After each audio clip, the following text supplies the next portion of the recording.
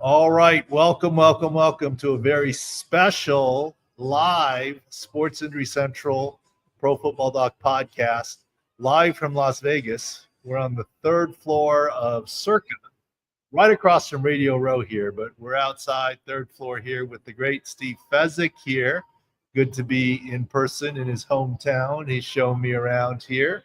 And we're here. We figured, why pass up the opportunity not be in person and have a quick little chat. Welcome to the show. Thank you for having me. What a great job here with Circa Sports Weekend.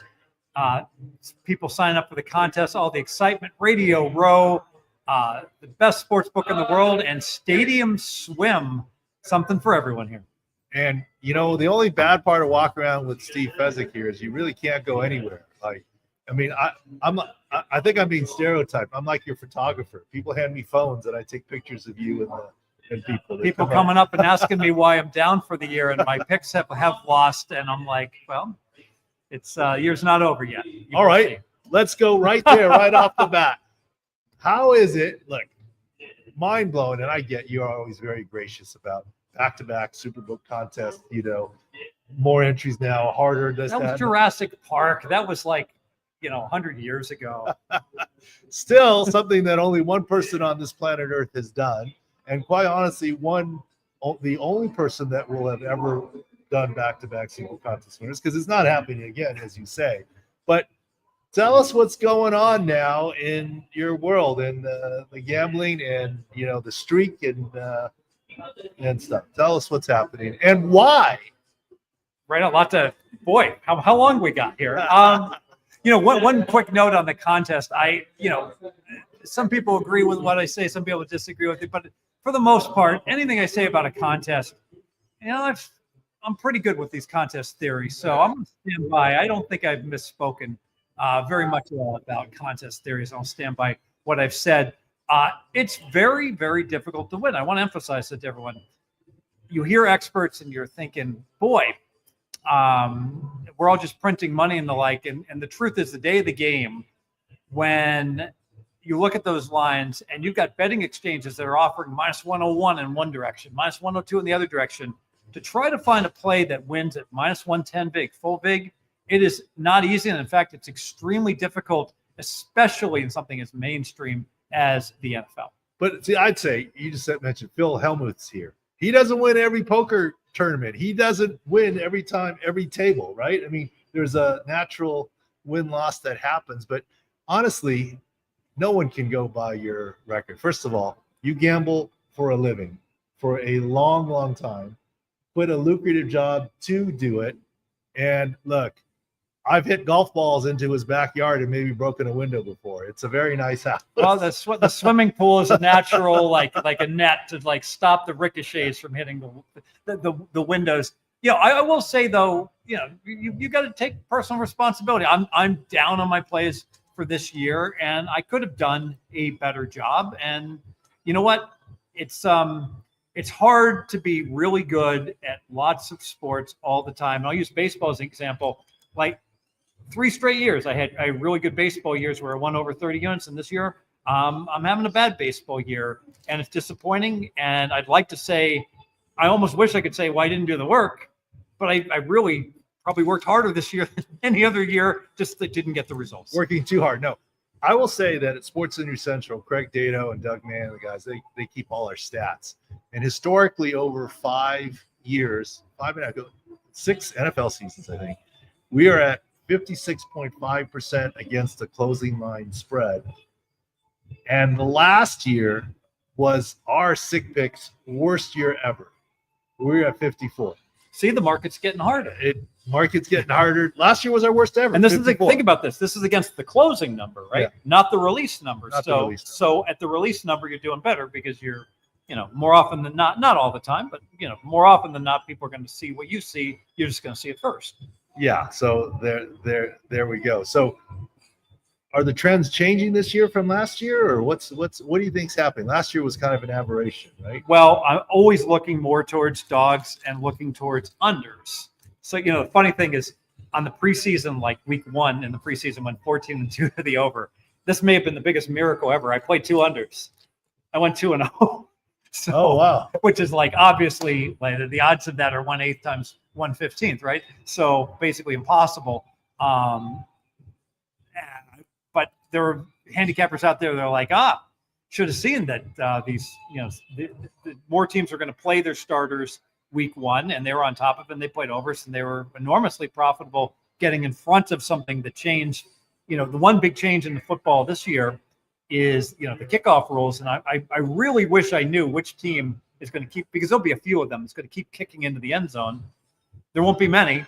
And those teams are going to be at a massive disadvantage, their opponents starting on the 35. But see, every time I talk to Steve, I learn something. Whenever I say, here's the injury stuff, he goes, this is how you play it. This is what you do with it. This is, make it actionable. Make it actionable. Be it in baseball where we do, that's the first five, or that's a this, that, the other. I learn a lot from you. And one of the things I enjoy talking to you, and I think we make a good collaboration, is there's nobody better than you at line movements and markets and what to make actionable. And you're super quantitative in everything that you do. You're a math guy. And I'm so touchy-feely on the injuries and qualitative. I think one of the reasons where the preseason marketplace has been a little cattywampus, for lack of a better word. Cattywampus. That's a double word. Is that a double word store? That's aging myself. My kids would laugh at me. But in any case, is because there's only 3 preseason games. And do teams treat that first preseason game like a first preseason game, or do they treat it like a second preseason game? And that alters what happens, right? Because there was a cadence to the 4 preseason games before, as you well know. And now with week 3 here, almost in process, are teams treating that as a week 3 preseason game, or are they treating it as a week 4 final preseason game, right? And each team's different. Some teams have come out and said they're not playing any starters, and some are, right? So I think the market has to adjust to some of that. And, my friend Tom at Hitman428, who is like the greatest preseason bettor you'll ever see. And he just laughs at me where I'm talking about, I like to bet in week 2. I like to bet teams that are 0-1 straight up against teams that are 1-0 in general. Well, only one team qualified this year, if you can believe it, in Dallas, and they lost. And Tom just laughs, and he's like, it's like Gordon Gekko in the movie Wall Street, where you're just throwing darts, buddy boy. I don't like to throw darts. I like things that are real. I like to go out there and find the information and not read it. And he's like, I just refresh all these beat writers, and I find out which team, if I get a situation, a team's going to play their starters against a team that isn't, and I'm going to fire before someone else figures it out. Yeah, and I think I've noticed some psychology, and like I said, I don't gamble because I live in California. It's not technically legal, and so I don't. I did put in a Circa Millions entry. By the way, Taylor, Taylor just had a kid. Yeah. Congratulations, Taylor. He's in the back end here. By the way, Taylor, a better baby gift for you: this hat or the crib you just got. Taylor, that hat is valued at $1,000. I'll have you know. That's a $1,000 hat. Taylor. I have to jump in. Tom, you're putting me on the spot. No, thank you for the crib, though. But I mean, they're both in equal value, obviously, right? Oh, wait. That means your wife, your mama sitting next to you in earshot. That's what that means. Yes. See, look, I'm married. I know how it works. I don't want to get Taylor in the doghouse, but anyone that's concerned about senior analyst Taylor's ability to focus on his business right after a new baby, based upon my interaction with him just prior to the baby, I assure you, the man is fully committed to his job. He was always awake at 2 and 3 in the morning without the baby. So it's like, it's not a change. I mean, I remember COVID years, he was like Mr. Korean baseball after hours. Yes. Anyways, so we got your answer. Translation is you're saying equal. The reality is it's this hat, but you can't say it right now. By the way, the Circa that's called Taylor speak, like Coach or husbands speak, significant others speak, right? Yes. Hey, the Circa Millions, there's only like 2,800 people signed up, and they have a guarantee. They don't get 6,000, there'll be an overlay. So I would expect, if I had to put an over-under, at maybe 5,400 right now for entries. So it's looking to be like a 10% overlay. What a great deal. So I would definitely recommend. Looks like there's not going to be an overlay in any other contest in town. So that's the one to sign up for. with the maximum value if you're going to sign up this week. There we go. Okay, so Doc, real quick, before you jump into something, I have a Twitter, question real quick. They just the Niners just got Brian Robinson Jr. So now you have Ricky Pierce on him, 2 gunshot victims in the last 2 years on the same team. Just to mention that. But real quick, CMC healthy, but is there increased injury risk this season, or is he straight up good to go this year? There's thoughts on CMC. Sorry. Well, bet the no on CMC getting shot with gunfire. Okay, despite the but it's more likely now, right? I mean, it has to be like stray bullets and shrapnel, right? Well, I'm not trying to throw bullets or shoot bullets at. I mean, Ricky Pearsall was an innocent bystander. He was trying to stop something on the street. Stealing his watch, yes. Yeah. Right? And I'm not sure the circumstances of Brian What did they say? The ball just finds some players, though, right? Well, trouble finds some players. I will say that the secret thing when this happens, like with the San Diego Chargers, I've had gunshot victims before, and my phone goes off from the GM to go, find out how he is and what happened. And I'm calling the doctors and everything and getting the lowdown. And if we could just find that one perpetrator, some dude, some random dude, we got to find that one perpetrator that seems to be with everybody here. Now, CMC's great, right? And here's the thing. I asked this question on Twitter. Yes, the 49 running back room was entirely injured except for CMC. Does that make CMC a better fantasy / prop target or worse, right? Because you got more targets, more carries, or does that make him injury prone? I don't believe in injury prone. I believe it makes him a better fantasy pick and prop target pick. Although clearly the 49ers and John Lynch and Kyle Shanahan are not dumb. They made this acquisition knowing that A, they don't want to run CMC into the ground. B, you can't put all your eggs in one basket on one guy, right? And they got discounted value. I think Washington's picking up some of the salary. So that's certainly quite good. And they also, they got Sky Moore because people didn't believe us. Unders on Ayuk on the futures when they came out. He wasn't going to be ready week 1. And this Sky Moore move, and people are now know, Kyle Shanahan has said at the start of the season. So this podcast is all about, not me or Dr. Chao, it's all about Taylor, obviously. So, it's Taylor, senior analyst, SIC, went ahead and gave me a list, Doc, I don't know if you knew this, of players over and under skill position players that he wanted to play. And he asked me, just another set of eyes, which ones I liked. And I knee-jerked it, and I said, I like all the unders, Taylor. Don't play any of the overs, because historically on these season-long player props, if you did nothing but play unders, you hit 60% because there was 3 ways to win. 1, dude gets hurt. 2, someone emerges and is getting more playing time, like a running back, and the running back 1 becomes a running back 1A, or it's just a coin flip if he stays healthy. Typically, now the Vegas has done a better job, and the odds makers bring the numbers a little further down. But still, a player like an older player, like a C-Mac, like an Adam Thielen type of player, for me, it's always season long wise, play under or pass. Steve, it's taken me 5+ years to try and say Taylor. I'll say this guy's hurt. He goes, well, I don't like that play anymore. Well, what about the underside of the play, right? I mean, I get it. It's more fun to bet overs than to bet unders. I get it. No, it's more fun to win. Oh, winning. But for the average guy rooting. So unders are very important. So I'll bet Chase Brown over 10 times, and I'll play 10 guys. I'll play every part of Chase Brown over. There you go. The one thing that people have been asking me a lot about, I've been telling friends, is and you talk about the unders. Okay, we know half the quarterbacks in the league are not going to play 17 games or more, right? And about a third of them will be at season-ending IR, but some will miss a game or 2. If you overlay that on what I believe is a 20% chance, not a guarantee, but a 20% chance of Matthew Stafford not finishing the season due to his nerve issues, not a back issue. It's a herniated disc issue, epidural steroids. Phillip Rivers played through a season with that, was fine. Matthew Stafford's tough, but so is Tony Romo. And Tony Romo ended his season with a herniated disc.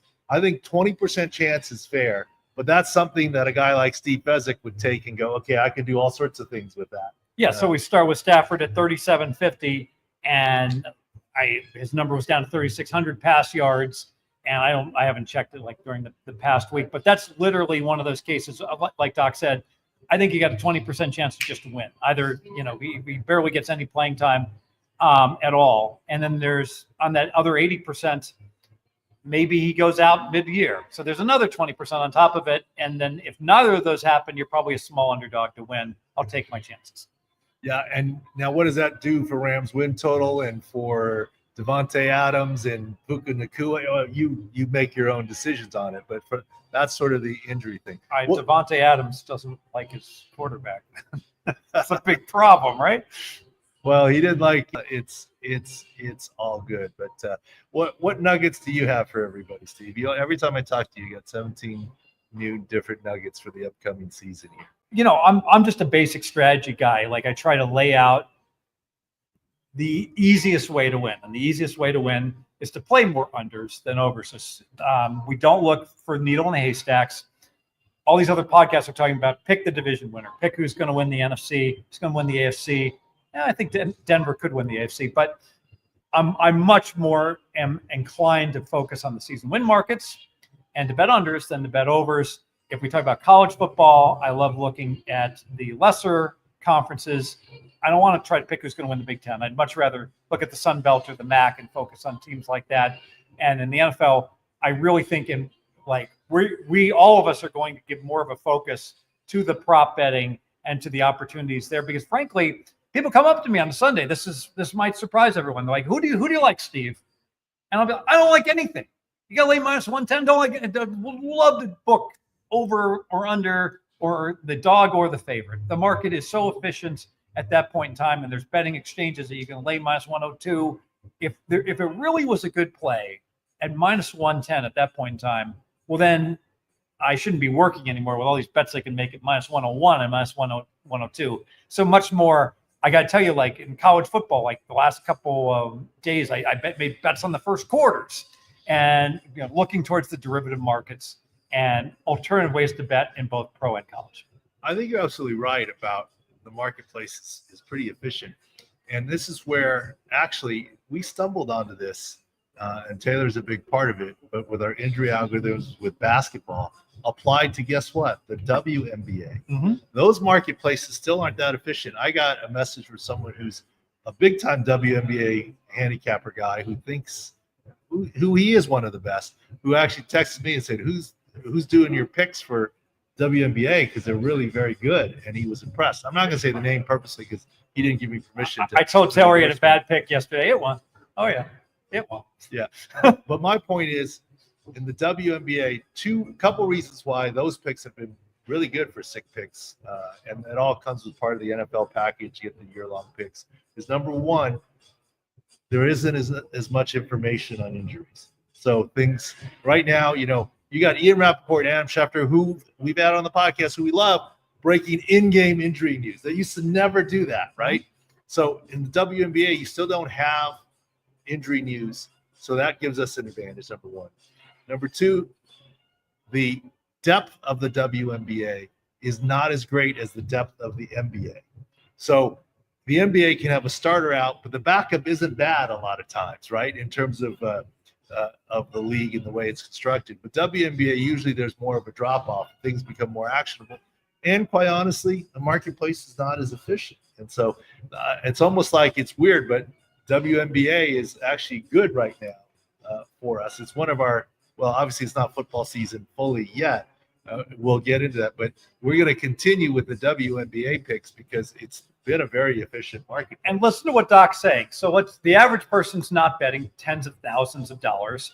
If you're betting tens of thousands of dollars, you're not going to like the WNBA because you can't get down what you want to bet. Correct. But if you're betting $200, $300, $500 a game, now all of a sudden any bet you want to make is you can bet at pretty much any sports book in the WNBA. You can shop for the very best line. It's not unusual if you have a situation where you like the underdog plus 10, you can get a plus 10.5 for a nickel, a little rogue line, no problem at all. And you think the line should be 8. So in the NFL, by contrast, that market is so efficient and frankly, everyone's doing the same number oftentimes in the NFL, whereas in WNBA, all it takes is one bettor with one opinion to come up and make a limit bet, and that book will move that line by the half point. So there's a lot for the smaller bettors. Focus on the more beatable markets, which would be props, which would be things like the WNBA, which would be women's tennis, would be golf matchups, things like that. There was a book, Winning 2020 Sports Betting by Logan Fields, and the whole book, his focus was beating golf tournaments and the like, and he laid it all out. And such a lower limits, don't make as much money, but far easier for the average person to win. And pick a sport you like. If you don't like the WNBA, it's going to be hard to win betting the WNBA. Pick a sport you actually want to watch and focus on that. We're sick picks on a 6-0 WNBA run right now. So Small sample. Small sample. Absolutely. Sample. Across the year, it's been 70 something. So that's a good sample. Yeah. That's a fair sample. I don't want to misquote the statistics. The other one, I have a crazy friend of mine, and he does bet this. That's, I think, also a very inefficient marketplace. And you will laugh. And you're right. You need to do the homework, right? And my son's 12. He did not play in the Little League World Series. He played pony baseball, played at Cooperstown and whatever. But those 12 years in the Little League baseball, I know from watching my son, they say, oh, this team's really good. Yeah, but who are they pitching, right? Just like in the Major League Baseball, who's pitching makes a big difference. Believe me, in Little League, it does too. Women's softball. If you figure out Little League, who the Little League pitcher is and figure out who it is, that Little League World Series is also very actionable. You know, we do have to talk about this betting on the Little League World Series. I want to chime in because it really is a travesty. It's a disgrace that they don't take more bigger limits on these bets. Yeah, I think that's actionable. That's actionable too. I mean, I will admit I might be that dad. I know my wife doesn't watch that. I might have bet, a refreshing beverage or two with dads. Yes, on kid baseball because to make it interesting. One of the greatest movies of all time. If you never saw the original Bad News Bears, I recommend everyone to come out and go ahead and watch that, including the Yankee manager that walked the dude with the bases loaded, Kelly Leak, and Walter Matthau famously responded, "This is baseball, not backgammon." And the Yankee analytics coach just laughed. It's like, yep. There you go. All right, so I got an announcement here to make. You guys know Steve Fezzik and Six Score. We've been good partners and good match. Our schedule for next year, something very exciting. This year, right.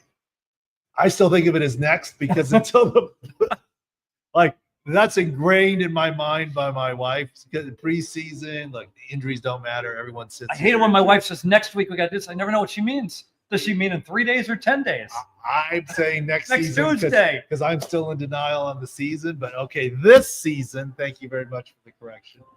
You know, we're in the war room, and we'll be in the war room this year for all the multiple games that are on. But we're going to do a halftime injury chat. This is Doc and all of his people in San Diego. I will not be in the war room.